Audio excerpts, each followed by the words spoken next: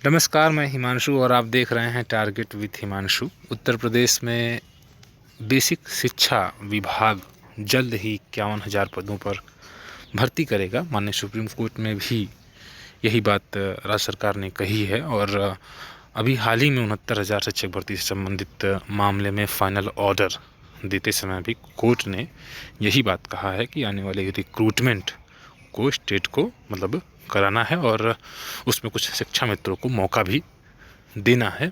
हालांकि वो एक सामान्य प्रतियोगियों की तरह ही प्रतिभाग कर पाएंगे। उसमें बीएड और बीटीसी के अभ्यर्थी भी रहेंगे और एनसीटीई की अधिसूचना के आधार पर पात्र और राज्य सरकार के द्वारा निर्धारित मानक को पूर्ण करने वाले अभ्यर्थी इन पदों के सापेक्ष चयन ले पाएंगे।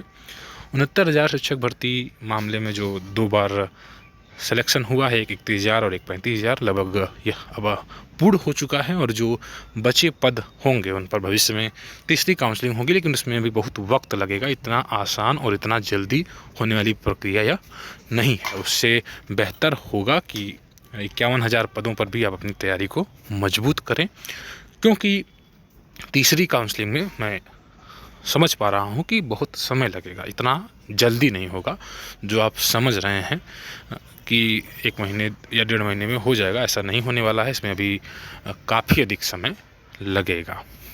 तो 51,000 पदों पर जो आपकी दावेदारी, जिसमें आपको एक सीट लेना है, उस पर आपको काम करने की ज़रूरत है। और कैसे तैयारी किया जाए, क्योंकि आज के समय में हर चीज़ का मार्केटिंग होता है। कोई ये कहता है कि मेरे नोट को पढ़ लो, आपको सिलेक्शन मिल जाएगा। कोई ये कहता है कि इस किताब को पढ़ने पर सिलेक्शन मिल जाएगा। कई कोचिंग्स अभ्यर्थियों से बड़ा अमाउंट ले लेकर लूट रही हैं, 5-5 हज़ार 10-10 हज़ार रुपये लेकर, 8-8 हज़ार 3-3 हज़ार 6-4 हज़ार, जो अपना फिक्स किया उन्होंने। और वो ये दावे करती हैं, जो कि खोखले दावे मैं कहूँगा, कि उस नोट को पढ़ने के बाद कैंडिडेट सेलेक्ट हो जाएगा। सेलेक्ट कैंडिडेट तभी होगा जब उसकी खुद की इच्छा शक्ति हो, जब वो खुद पढ़ने वाला हो। क्योंकि कोई भी कोचिंग ज्वाइन कर लेने से अगर सिलेक्शन लेना हो मिल जाता, तो 100% कैंडिडेट किसी भी कोचिंग में सेलेक्ट होते हैं हमेशा? ऐसा नहीं होता है। 2-4% सेलेक्ट होते हैं। सारे कोचिंग वाले जानते हैं कि उनके यहाँ अगर 1000 लड़के पढ़ रहे हैं तो 10-20 सेलेक्ट होंगे और उन्हीं 10-20 का वो नाम लेते हैं। तो वो 10-20 उस कोचिंग की बदौलत नहीं, बल्कि अपनी मेहनत की बदौलत सफल होते हैं। रणनीति आपको सही तरीके से बनानी होगी। हम इसी पर डिस्कशन कर रहे हैं, क्योंकि आपके सामने 2 चीज़ें अभी है। एक तो यूपीटीटी है और एक नई शिक्षक भर्ती है। ये ज़रूर होगा, और वक्त के महत्व को समझिए। इस समय जो वक्त यही कहता है कि आप अपनी तैयारी को बहुत ही सॉलिड करिए, ताकि भविष्य में जो भर्ती आने वाली है उसमें आपको एक सीट मिल सके। जैसे हिंद और यूपीटीटी और शिक्षक भर्ती में जो सब्जेक्ट, अब हम इस पर डिस्कशन कर रहे हैं कि कैसे कुछ सब्जेक्ट पर कमांड बनाएं। तो अभी हम लोग तो लगातार चर्चा करते रहेंगे, लेकिन 4-5 विषयों को पढ़ने का तरीका क्या होना चाहिए। जैसे यूपीटीटी और शिक्षक भर्ती में हिंदी कॉमन है, ठीक है। तो जो सब्जेक्ट कॉमन है उस पर आपकी कमांड ज़्यादा होनी चाहिए, समझ रहे हैं? उस पर आपको ज़्यादा टाइम देना है बाकी सब्जेक्ट की तुलना में। कोई 5 नंबर का आता है, कोई 20 नंबर का आता है, तो आपको 20 नंबर वाले पर ज़्यादा फोकस करना। जैसे हिंदी की अगर बात की जाए तो यूपीटीटी में आएगी 30 की अनिवार्य और शिक्षक भर्ती में आएगी 20 की अनिवार्य। तो ये कॉमन है और ये सबसे इम्पोर्टेंट सब्जेक्ट है हिंदी आपका, इससे आप भाग नहीं सकते। हिंदी के लिए आपको पढ़ना क्या है? अगर आप किसी विद्यालय में पढ़ा रहे हैं, जैसे मान लीजिए अगर आप बीएड कैंडिडेट हैं, तो हो सकता है आप पढ़ा रहे हैं, तो आप प्रयास करिए हिंदी पढ़ाने का। क्योंकि देखिए, जब पढ़ाएंगे आप तो आपको खुद ही याद आ जाएगा। पढ़ाने से ही आदमी सीख लेता है। मैंने खुद भी अपनी बात भी बताया, मैं बता रहा हूँ, मैं इंग्लिश का टीचर रहा हूँ, लेकिन जब मेरी शिक्षक भर्ती करीब आ रही थी, तो मैं इंग्लिश को छोड़कर हिंदी पढ़ाया। 3-4 महीने तक लगातार अपने विद्यालय में हिंदी पढ़ाया, ठीक है। तो 9, 10, 11, 12 का जो हिंदी का ग्रामर पोर्शन है उसको उठाइए और आपको बहुत कॉमन मिल जाएगा। जो 9 में है वो 10 में भी मिलेगा, बहुत सी चीज़ें। तो 9, 10, 11, 12 का ग्रामर का पोर्शन जो है आप कवर करिए, पढ़ाइए खुद। आप नहीं आ रहा है समझ में तो आप बुक्स लीजिए। बुक्स को लेकर बहुत ज़्यादा जटिल नहीं है। संधि, समास, अलंकार जब आप उसमें पढ़ाने लग जाएंगे तो आपको पढ़ने की ज़रूरत नहीं पड़ेगी। तो ये आपके लिए इम्पोर्टेंट है।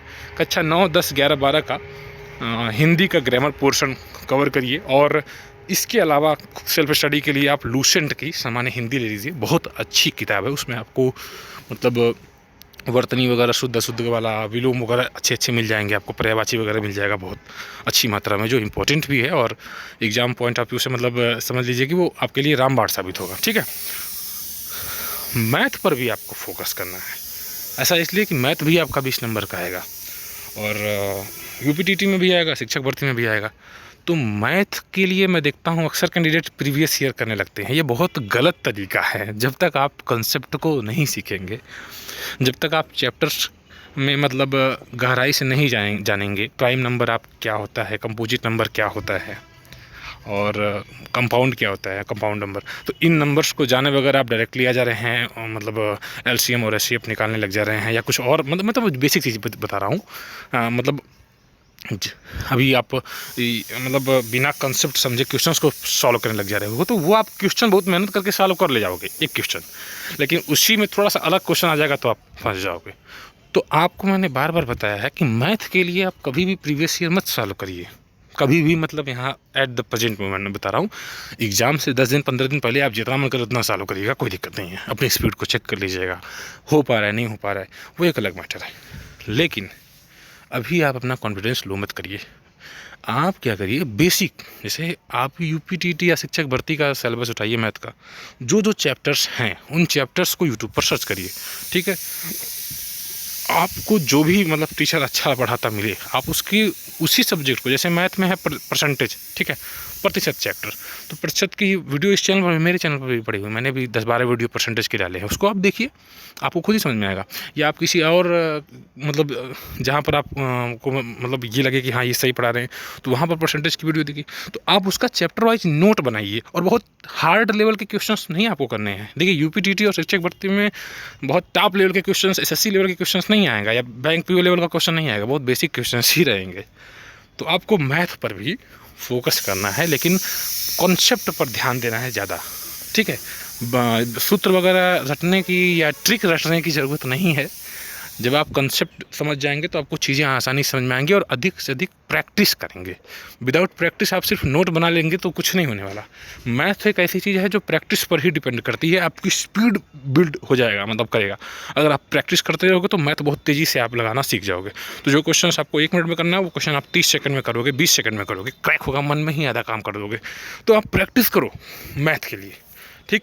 और विज्ञान भी अगर आप, हाँ बहुत ज़्यादा हालांकि विज्ञान नहीं आता, लेकिन फिर भी कक्षा 9-10 की आप यूपी बोर्ड की किताब पढ़ो, चूँकि अभी एनसीईआरटी पैटर्न पर चल रही है, तो कक्षा 9 और 10 के लिए विज्ञान की किताब पढ़ो, ठीक, बहुत अच्छा है वहाँ पर, वो भी आपके लिए बहुत हेल्पफुल रहेगा। और अगर आप और थोड़ा सा आगे ज़्यादा चाहते हो तो लूसेंट का सामान्य विज्ञान ले लो, उसमें आपको तीनों मिल जाएगा, बायोलॉजी भी मिल जाएगा, ठीक।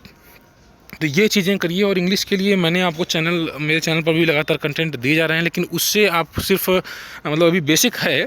हालांकि आप बुक्स वगैरह अगर ऑक्सफोर्ड का आता है, Oxford junior English grammar, Oxford junior English translation, Oxford current English grammar, Oxford current English translation, ये 4 किताबें मैंने मात्र बताई आपको। इन चारों किताबों की कुल मिलाकर कीमत हो जाएगी 100-125 या 150 रुपये में चारों किताबें मिल जाएंगी। बहुत सस्ती किताबें हैं और बहुत अच्छी किताबें हैं। जो अच्छी किताबें होती हैं वो सस्ती होती हैं, जो कमीशन वाली किताबें होती हैं वो 150-200-500 रुपये की मिलती हैं। लेकिन ये अच्छी किताब है, ब्रांड है, और सबसे बड़ी बात उस किताब को पढ़िए, आपको समझ में आएगा।